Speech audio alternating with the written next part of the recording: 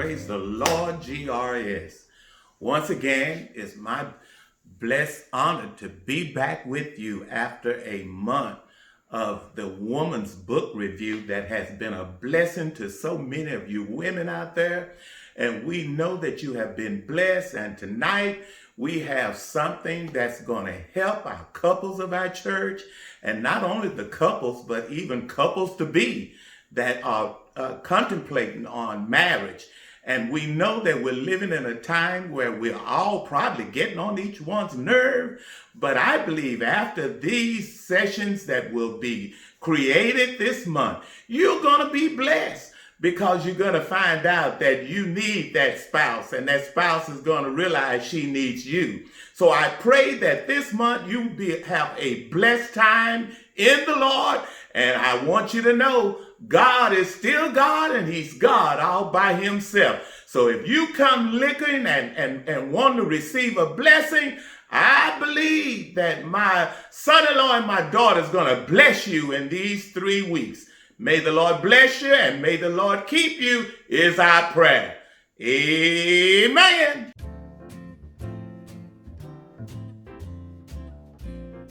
Hello, I'm William. Hey everyone, I'm Carinia. And this is our course, Marriage is Back. And we're very honored to come to you today to be watching this at home or on your phone or online. We're very honored to come to you to bring this course in the series to you.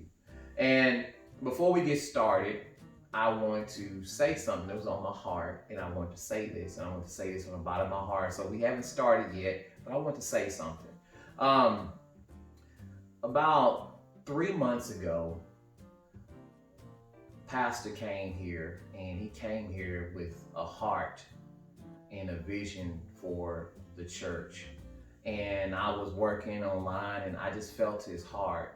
And I have had a chance to see him work tirelessly, because I'm a hard worker, and when I really enjoy working with people who enjoy working themselves. And I've seen him get up, go to the church. I've seen Pastor leave the church, go to the hospitals in the midst of all this epidemic, that he suiting up. When he's called, he goes. I've seen him prepare funerals. I've seen him pick up food. I've seen him do deliveries. I've seen him come and be a help here, drive there. Battery on his truck wore out. We there putting batteries back on the truck so he can keep going. And he does all this because he cares. He genuinely cares. And I didn't even think that I was going to have a chance to once again see a father figure in my life work and care as much as he's done. And that not only is it true behind a great man, there's also a great woman, and that's my wife's mother. And I've seen her just put so many great things together, from the book review, from all the things she does behind the scenes. And I want you all to know, and I say this from the bottom of my heart, that it is a great work, and it is a great time, and it is a great commitment that your pastor and first lady puts in day day out. For he's busy, he's doing the work, she's still there, she and him are working this thing out together. And I just want to say it from my heart, and I want you all to know that they work very hard. All this is because they care.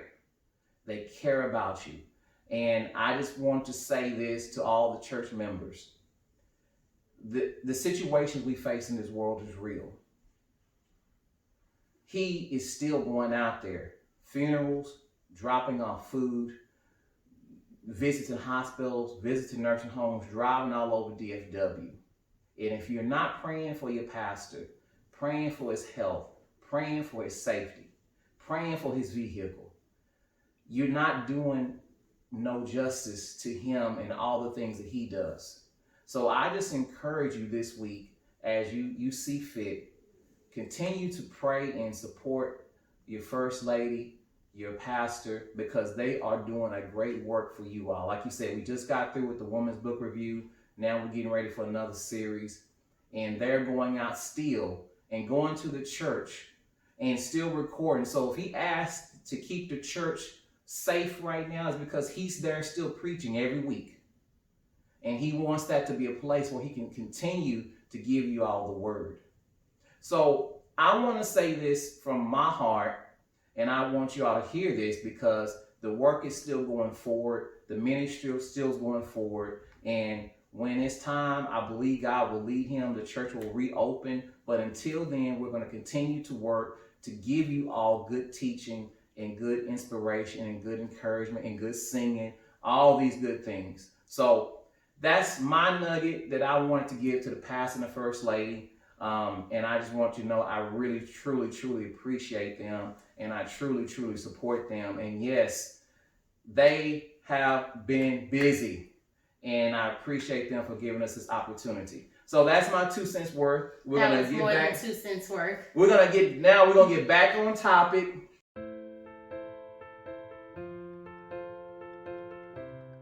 Yes. And we're gonna get started with our Marriage is Back course. Yes. So, honey, Yes.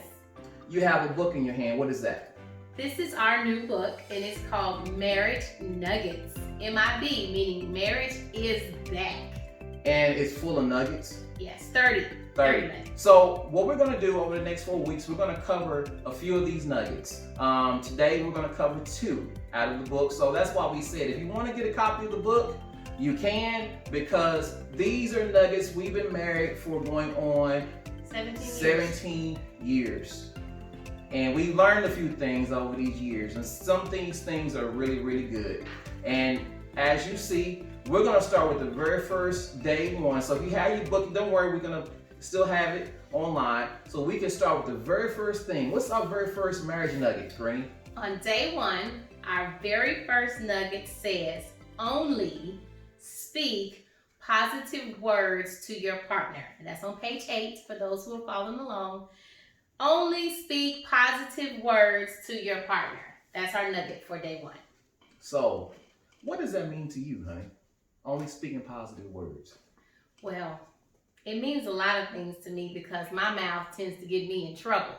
And so that's why I have this special mug made for our marriage nuggets. Says speak kind words. So positive to me is being kind. And my husband, he can't read my thoughts. So I'm just encourage you to know you may be thinking some negativity, but don't let it come out your mouth.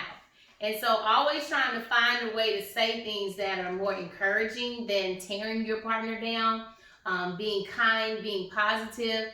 And it takes work because it's very easy to tear someone down. And we know that just as a people, it's very easy to tear each other down. But to concentrate on being kind and to speak positive, it takes work. And so for me, the key word on that is only, and not sometimes, and not just a few, but only speak kind words or be positive. So for me, it's just being kind with my mouth. And there is a reason that is the first marriage nugget. There is a reason we start here with our mouths. Because truly, the mouth controls everything. The mouth starts arguments, the mouth can put out arguments. And if you find yourself, and the reason why I wrote this nugget, because about 17 years ago, and then also the book has life lessons, and it's a practical application of what this really means. I only speak positive words. So about 17 years ago, me and my wife will argue.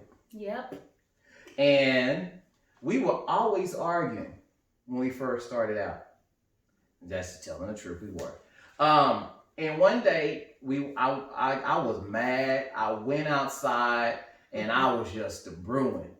And I was trying to win an argument. And I don't know if you know anything about the women in this family. You're not going to win the argument. So I was trying to win an argument. I was losing. So I went outside and I was mad. And I was trying to figure out what could I say that could make my point come across better.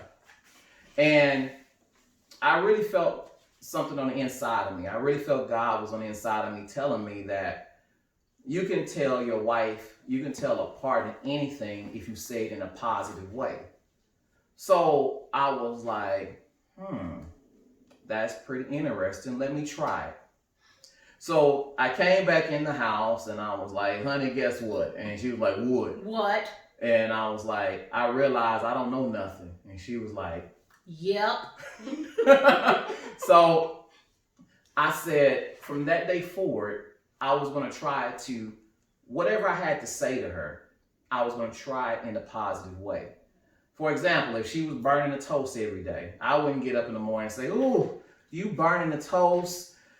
House smell like burnt toast. It's just burnt every day. I would try to say, well, honey, could you cook my toast half the time you normally cook it?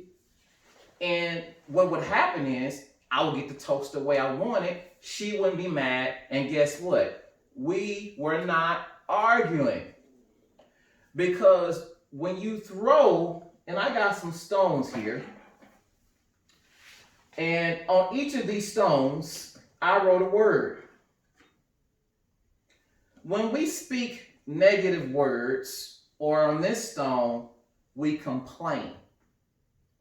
See, a lot of times when we get married and things, or we're in a relationship and things don't go the way we like, we complain.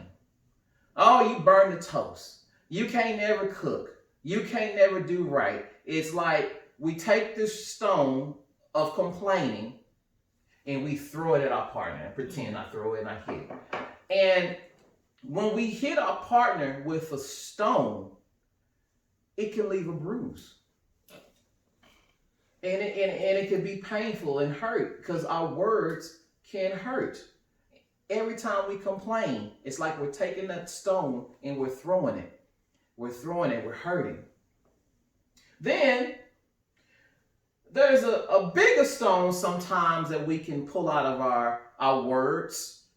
And let's be honest, we can compare.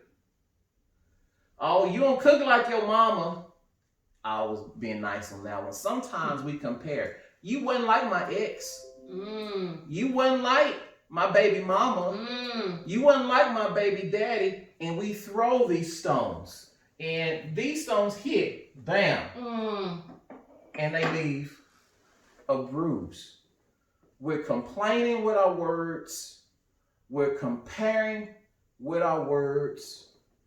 And the last one, sometimes these can leave big bruises. We always try to correct and we try to fix our partners. Do this, do that. I need you to get over here now. We always correct. This is wrong. That ain't wrong. How many of y'all, let's be honest, you don't ever like to be corrected? No. And then the fact of the matter is, guys, you read your Bible, it says correct in a spirit of gentleness when you are trained and able. See, back years ago, I tried to throw a stone, bam, correct right there. Thank you for not correcting me. We throw a stone and we're trying to correct our partners. We're trying to make them something that we want them to be.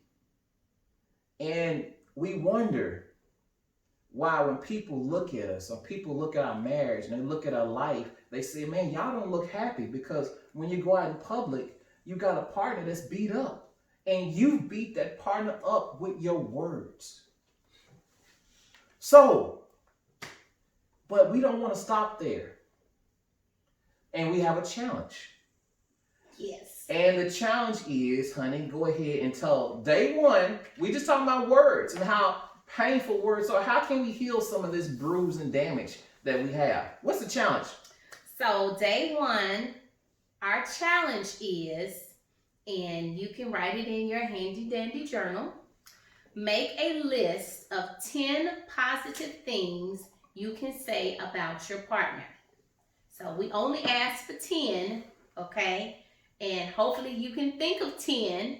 So in your journal or on a piece of paper or something that you may have to write on, we want you to make a list of 10 positive things that you can say about your partner.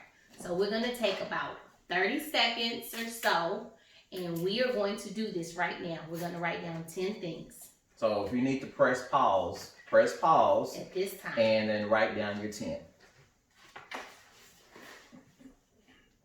Okay. So for sake of time, we're going to talk about 5. 5 positive things we can say. And I like to say, since we've thrown stones in the past, and that was the past because we're moving forward. These are things to make your marriage better. That's why it's called Marriage Nuggets, enriching and making it better. So things that make it better is saying good things. So when that time you may want to complain or say something good, you're going to pull out this list, and it even helps when you look at it and you can see it like, man, these are really good things about my partner. Let me focus on these. So my 5 positive things to say about my wife, Carinia, is number 1, she's faithful. So every time I tell her she's faithful, and you are so, that hurts, don't it? It hurts to get it off. So every time I tell her that she's faithful, it's like healing. And so instead of those bruises being there, it's getting better. She's also supportive. She's affectionate, kind, and sassy. Oh, yes. Because she keeps it fun. Because, it's crazy, but I enjoy that she is who she is. And sometimes I had to realize early on that I got to appreciate her for who she is, because she ain't going to change. So I learned to appreciate it. So those are the 5 positive things I have to say about you. Can you repeat those one more time? I said you're faithful, supportive, affectionate, kind, and sassy. Sassy. All right. Okay, so I would go with my 5. Okay. And we told y'all to do 10. So, just for time's sake. I have, you are very loving. Okay. You are very loving. Very responsible. Okay. And don't be looking at my paper. I'm sorry. I'll look forward. You are trustworthy. Mm-hmm. That's a big one. I trust you. Okay. You are a good father. Good. He is a good baby daddy. And he is God-fearing. That probably should be my number 1, because that is truly what I pray for in a husband, that he loves God. And one thing I know about my husband is that he will always put God first. Even if he got to put me in my place, because I make all these suggestions, he said, but God. And so I appreciate that you honor God with every decision, everything you do, and you fear God. And that keeps us all on track. So do you need me to repeat those? I'm going to keep it in a journal, because I'm going to put it on the wall so I can remind you every day of what you wrote. See, and here's the deal. That's why when you write it down, when the times you tend to forget, when you go back and look at it, it just brings it back to memory. So that was day 1. Yes. Let's go on to day 2. So we getting you started with kind words. And that's the first day. So you take that and you try that for 1 day. Then day 2 is something totally new. So what is the nugget for day 2, Carinia? Day 2, it says treat your marriage like your job. Put in some work. Wow. That's a hard one, because, guys, let's be honest. Sometimes we can work 40, 50, 60 hours a week on our jobs. And here's where I like to get these journals back out once again. And here's where we're going to rate each other. I'm going to kind of ask you to write how many hours a week you think I work. And then you're going to put underneath that, how many hours a week do I tend to you in what you need in a marriage? So if we treat it like a job, and we should treat it sometimes like a job, sometimes we have to work. Sometimes we got to stop the work to go home and tend to the marriage and tend to our relationship. And, I'll be honest, you can go ahead and write it down. And because there is times where my wife had to tell me, and she's had this conversation with me several times, you work all the time. All the time you working. I can't see you because you at work, you work late, you work early, you leave to go work early. I don't hardly see you because you're always working. And a lot of men we so prone to work, go to work, provide for the family. And that's one thing that we tend to forget. So, honey, for your answer, how many hours a week you think I work? And it's okay. Okay, I'm gonna be honest. Be honest. As your book said, don't be fake. So I'm gonna be real. So I would have to say definitely more than 40 hours. That's like just the norm. But you always put in overtime. So I would average about 50 hours a week that you put into work outside of the home. About good 50 hours a week. Okay. If I had to be honest about how much time you spend with me, it would probably be half of that. Okay. I would say half of that. Good. I was hoping you weren't going to say an hour. About 30 minutes, 25 minutes, you know. I'd say a good 25 hours, half of the time. Well, sometimes I feel like I don't do enough, you know, and I just being honest. Sometimes, man, we don't put in enough time in our relationship. And there's a lesson inside of our book, Marriage Nuggets, and I always like to put stories in there. And if you would show the people, I have a favorite TV show. One of my favorite TV shows is Married with Children, Al Bundy and Peg Bundy. I love that show. It is so funny. And in this TV show, Al he sells shoes. And Peg is at home. And he makes it his point to be at work, not to tend to Peg. And it's very funny. But the fact is, it's not really funny in real life. You know, it's not really funny when you don't make your partner feel like you care and your job is more important. That's not funny. And I have that in there as the second nugget because sometimes we got to realize we're throwing words like we did in day one. And then on top of that, we're not spending no time, you know, caring about each other or doing anything. So, honey, with each nugget and each lesson, we have a challenge. Okay. So, explain to me how this challenge worked that we have for day 2. Okay, so day 2's challenge says, make your partner's favorite meal or fix something that needs fixing around the house. So for our challenge for day 2, we already did it, guys. On the 4th of July, we were in the kitchen and we've been cooking. And I've been experimenting in the kitchen. I had to say, I had to beg for this. I should have thrown this out there. He did beg for this. So we were going to just go get my mom made some homemade ice cream. And I was just going to throw some Oreo cookies in there. And then my honey was like, can't you make that peach cobbler you made for Father's Day? I was like, really? We got all the stuff. I was like, okay. So I asked him, I said, well, why don't, no, he said he'll make it because I didn't move fast enough. And I said to him, how about we make it together? Okay. And so he was like, okay. So we were both in the kitchen and he started telling me about Benita's recipe. And I was like, but I got Mama Mills' recipe. And he didn't know Mama Mills. And I was like, but did you like the one on Father's Day? And he was like, yeah. And I said, well, that's the recipe. And so we got to going back and forth. And I said, I tell you what, you take your best ingredients and I'll take my best ingredients and let's come together and make a peach cobbler. That is exactly what we did. Everybody left the kitchen. It was me and my honey in there and we worked it out. Let me tell you something. He can really cook.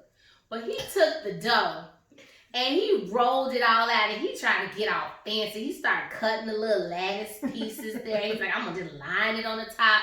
So I got all my mixing bowls and ingredients. He's talking, now I need you to put some brown sugar in there. I said, brown sugar? I didn't put brown sugar in there last time. He's talking about, but let's try it this time. So me, being who I am, I said, okay, let's add brown sugar. So we took half of the white sugar out and put the other half as brown sugar. So what I noticed, even with this challenge, we were working together. We were fixing something together. His goodness and my goodness made deliciousness, okay? He said, baby, you should add some cornstarch. It's going to make the filling a little bit thicker. I said, okay, do we have some cornstarch? He was like, yeah. So we got the cornstarch. And we just started working and adding. I put some nutmeg in it. And we had some, I took even the egg whites and put it on the top. So we made this filling, put it all in there. And you know what? We added some chunks of butter. We sliced up some butter and we put it on the top of it. Let me tell you something, people out there. It was glory in our kitchen. And we put that in the oven and everything we did together. He laid it. It was beautiful. We're going to show you a picture, okay? Right at the end of this, you're going to see that peach cobbler because we took a picture. Put it in the oven on 350 for about an hour. And that baby was amazing.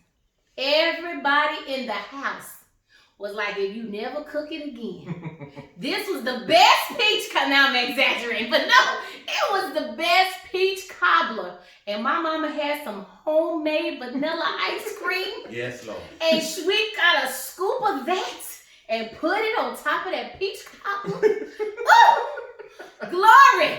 Did you feel the fire? I'm going to put the recipe on there too. Anyway, we came up with a Hornbuckle's peach cobbler amazing treat, okay? So that challenge for us was not just fixing something in the house, but fixing a meal. We did that together, and we came up with something that everybody enjoyed. And so I really think that day too, it worked for us. That's right. And that's what it takes. It takes some work. You know, as you listen to you describe that peach cobbler and how much we put into that, but we got something good out of it. Yes. So the more you put good in, the more good you get out. Now, if we'd have just went and got some Oreos and crumbled them up, that wouldn't have been that good. We wouldn't have been talking about it.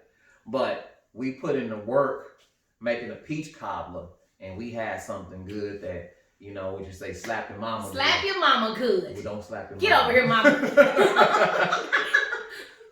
But these are the first 2 days of the marriage nuggets. And what the goal is, like I said, once again, the goal is to enrich what you have. We only want to build it up. Now, next week, we're going to make this our live stream. Yes. July 15th, 7 p.m., we're going to live stream this course. What does that mean? That means we'll be able to see you. We can answer questions. We're going to be coming at you live. And we're going to be covering the marriage nuggets from day 3 and the marriage nugget from day 4. And those are going to be some good ones. So if you enjoyed this, we hope you tell others. Come back to the website. Go to Greater Rising Star, grsbc.com website. And we're going to live stream this course. Marriage is back. Hope to see you soon. Bye-bye.